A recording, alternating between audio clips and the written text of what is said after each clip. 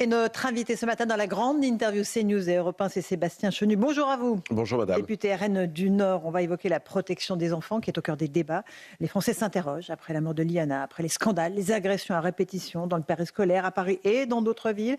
Est-ce que notre République sait encore protéger les enfants? Et est-ce que pour vous, au Rassemblement national, c'est une priorité ou une priorité parmi tant d'autres?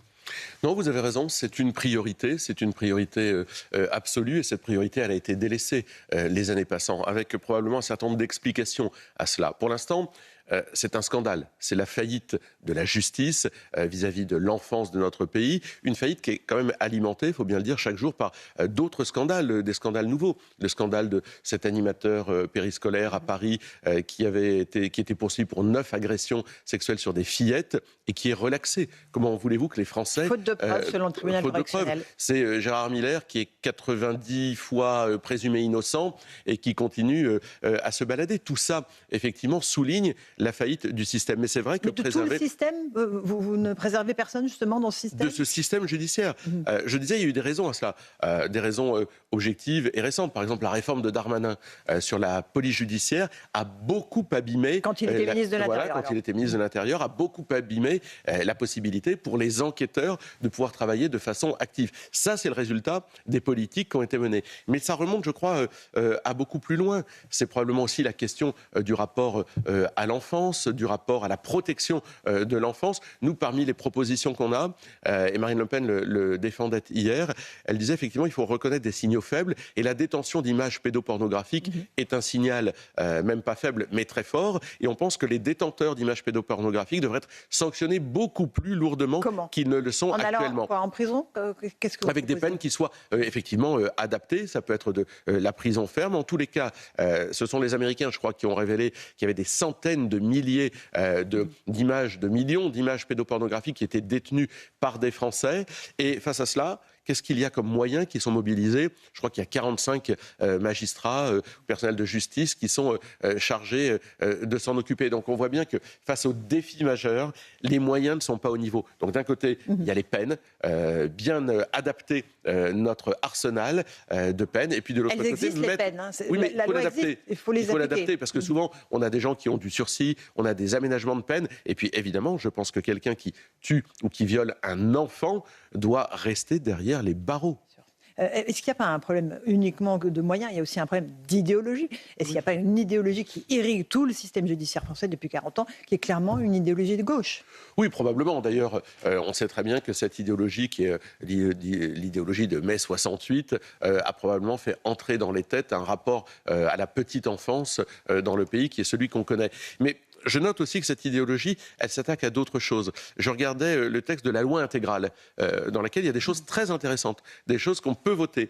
Ça veut dire quoi, la loi intégrale? Vous savez, c'est cette loi qui est censée rassembler dans une même loi tous les éléments qui pourraient lutter contre les violences sexuelles et sexistes. Mais je vois que s'il y a des choses très intéressantes dedans, moi j'ai regardé un tribunal dédié par département, ça c'est intéressant. En revanche, elle porte en elle quand même une vraie faiblesse, qui est celle de s'attaquer à la famille. On sous-entend, voire on dit dans cette loi intégrale que le danger, c'est la famille. Moi, je crois que dans l'immense majorité des cas. Oui, mais la famille, c'est aussi sexuelle, la protection. Donc ne déconstruisons pas non plus la famille. C'est vrai qu'on l'a vu dans la Familia Grande, Olivier Duhamel, Christine Ockrent, tous ces gens-là épouvantables, évidemment dénoncés par leurs propres filles.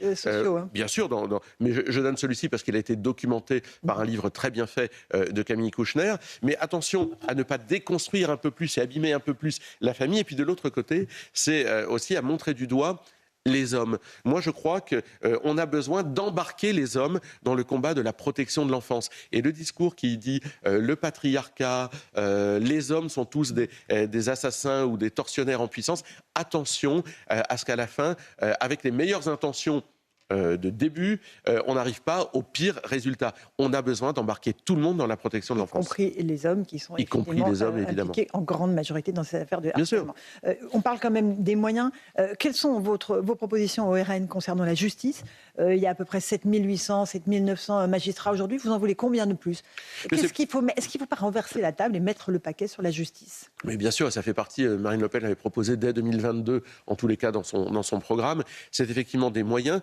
Des magistrats, mais pas seulement. J'allais dire, c'est tout le petit peuple de la justice dont on a besoin. Ce sont des greffiers, c'est du personnel administratif, je disais tout à l'heure, des enquêteurs qui ne sont pas assez nombreux. Et puis à l'opposé, à l'autre bout de la chaîne, c'est effectivement un système pénitentiaire qui soit adapté, des peines qui tombent, des peines qui soient effectives et des peines qui ne soient pas aménagées pour des gens qui ont agressé, violé et a fortiori tué des enfants dans notre pays. Un dernier mot là-dessus concernant les violences dans le périscolaire. On parle beaucoup de Paris, mais c'est vrai dans de très nombreuses villes de France.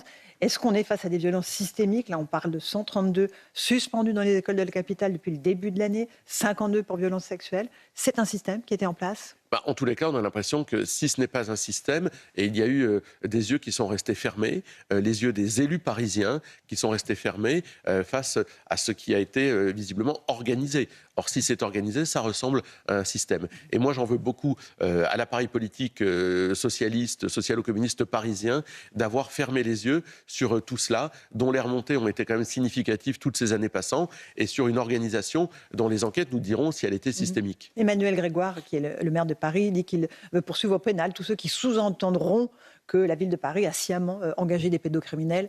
Évidemment, vous dites qu'il a raison. Enfin, Emmanuel Grégoire aurait dû déjà s'occuper de poursuivre au pénal toute personne ou faire des articles 40, visiblement à chaque fois qu'il y a un signalement de fait. Là, je l'entends en train d'essayer de mener la guerre à ceux qui dénoncent les faits. Moi, je pense qu'Emmanuel Grégoire n'a pas pris la mesure, visiblement, et encore moins pendant la campagne électorale, où quand même les regards ont été très détournés de ça, n'a pas pris la mesure de ce qui se passait dans la ville de Paris. Laure Miller, qui est une députée EPR, a dit il y a quelques jours à l'Assemblée nationale qu'elle avait honte de l'attitude des élus de la République. Et il dit, est-ce qu'il est possible de travailler sur ce sujet de façon transpartisane et de laisser les querelles politiques de côté? Est-ce que vous êtes prêts à vous mettre tous ensemble autour de la table pour un grand projet de protection de l'enfance? Non, mais d'abord, il y a deux choses. On ne cherche pas, quand on fait de la politique, à tout prix le consensus. Je veux dire, faire de la politique, c'est avoir des idées. Il n'y a pas des grandes causes qui nous dépassent mais tous. Il peut y avoir des grandes causes qui nous mobilisent tous, ça en fait partie. Mais je vous disais, et d'ailleurs on le disait, tout ça, on arrive chacun avec une philosophie, avec un rapport aux choses. Et quand vous avez effectivement à l'extrême gauche des gens qui vous ont dit pendant des années, comme M. Cohn-Bendit, que tripoter des gamins, c'était pas grave, comment voulez-vous qu'on trouve un consensus avec des gens qui défendent ce genre d'idéologie? J'ai entendu des propos de Mme Rousseau sur les hommes bien souvent, qui font qu'on ne peut pas trouver des consensus avec ce genre de personnages. On peut trouver des moyens, on peut ouvrir des débats. Est-ce que c'est la recherche du consensus avec des gens qui pensent à l'opposé de vous, qui pensent que la famille est à détruire, qui pensent que tous les hommes sont des coupables en puissance? On ne peut pas trouver de consensus avec des gens qui pensent ça. En revanche, que ce soit une cause qui nous mobilise tous, et la recherche de solutions les plus pérennes, les plus efficaces, les plus dures aussi en matière de punition de ceux qui s'attaquent aux enfants dans notre pays, oui, là, ça doit pouvoir nous mobiliser. Protéger les enfants, notamment les enfants comme la jeune Philippine, qui a été assassinée en 2024 par un OQTF. Hier, la proposition de loi du député Charles Rodwell a été adoptée. Elle porte le nom de cette jeune fille, donc, pour permettre d'allonger les délais de rétention à 210 jours pour les étrangers dangereux. Vous l'avez voté. La gauche s'y est opposée. Charles Rodwell affirme que certains élus de gauche ont comparé ces CRA, les centres de rétention administrative, aux camps de concentration. Qu'est-ce que cela vous inspire, Sébastien Chenu? D'abord, moi, je veux féliciter et Charles Rodwell qui a pu faire passer cette proposition grâce aux voix du Rassemblement national. Je pense que cette loi dite la loi Philippine, effectivement, si elle avait existé, aurait protégé cette jeune fille.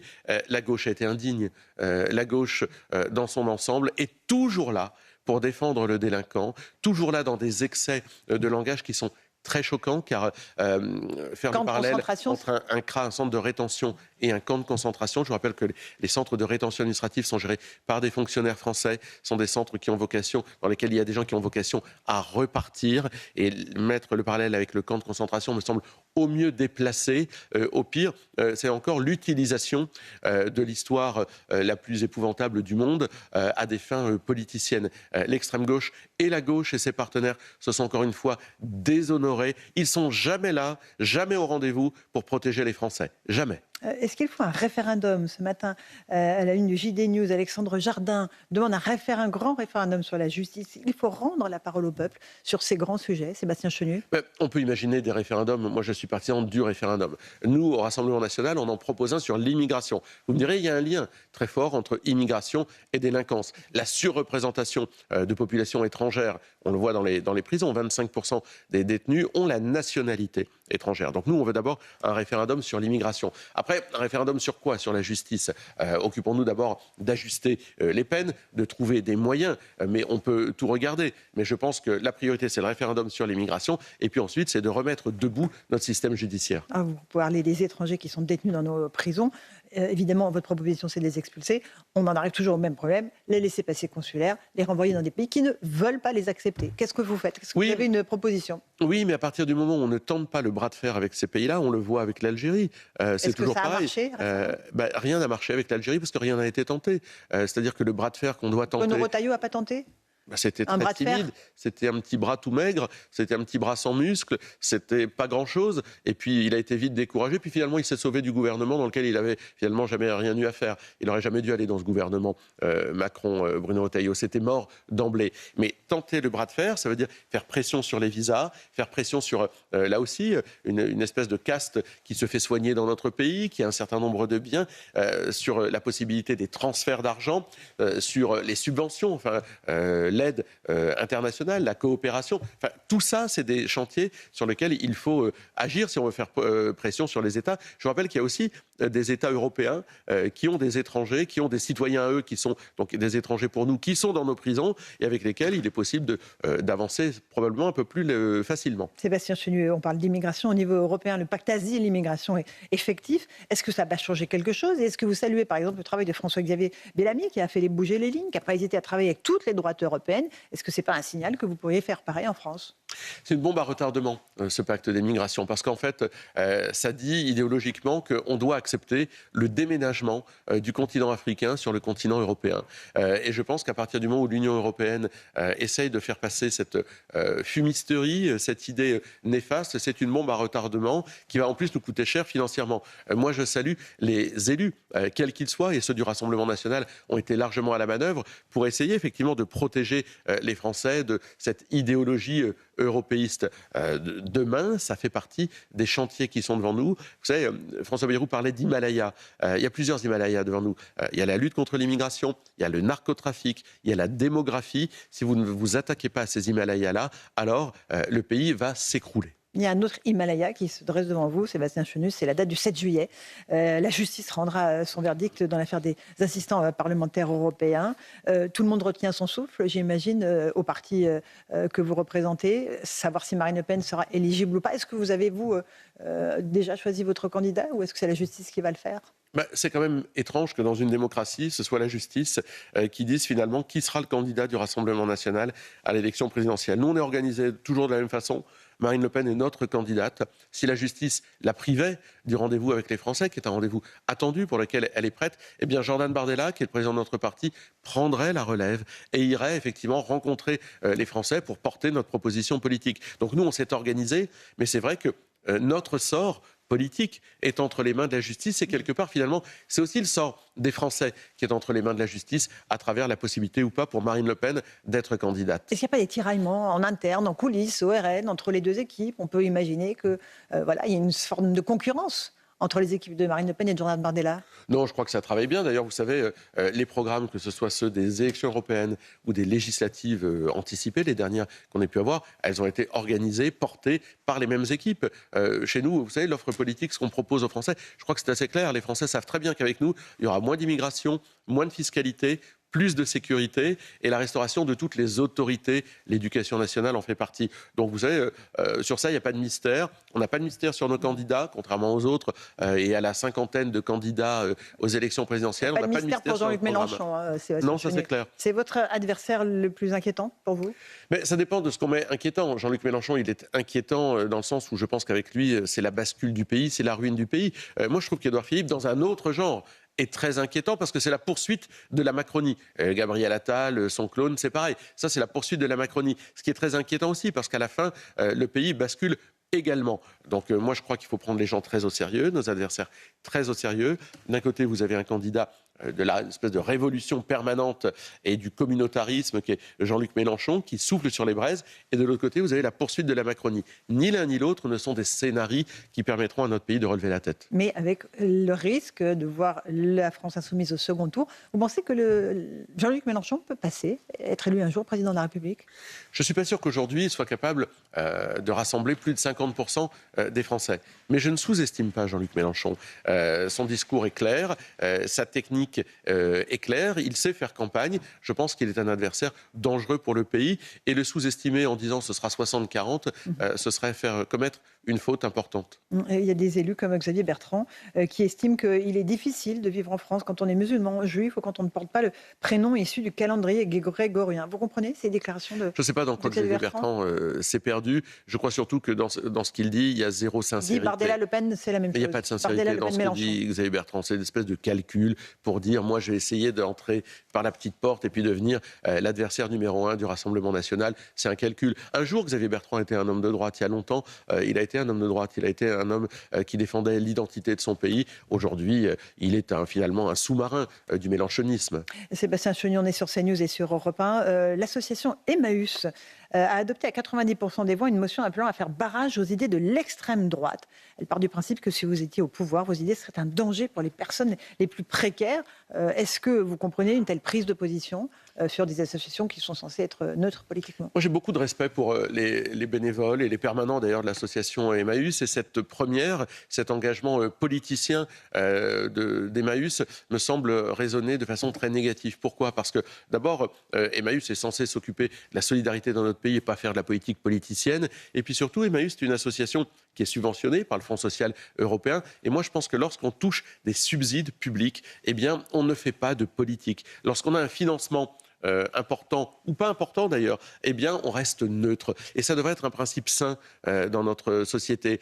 Toute association qui prend des positions politiques au moment des élections ne devrait pas recevoir de soutien financier de la puissance publique. Si vous voulez faire de la politique, vous avez le droit d'en faire, mais pas avec l'argent des Français. C'est valable pour l'audiovisuel public, ça devrait être valable aussi pour les associations qui touchent l'argent des Français. Sébastien Chenu, un mot de la Coupe du Monde. L'équipe de France a entamé hier son parcours en remportant le match face au Sénégal. Vous dites bravo, bien sûr, et vive les Bleus.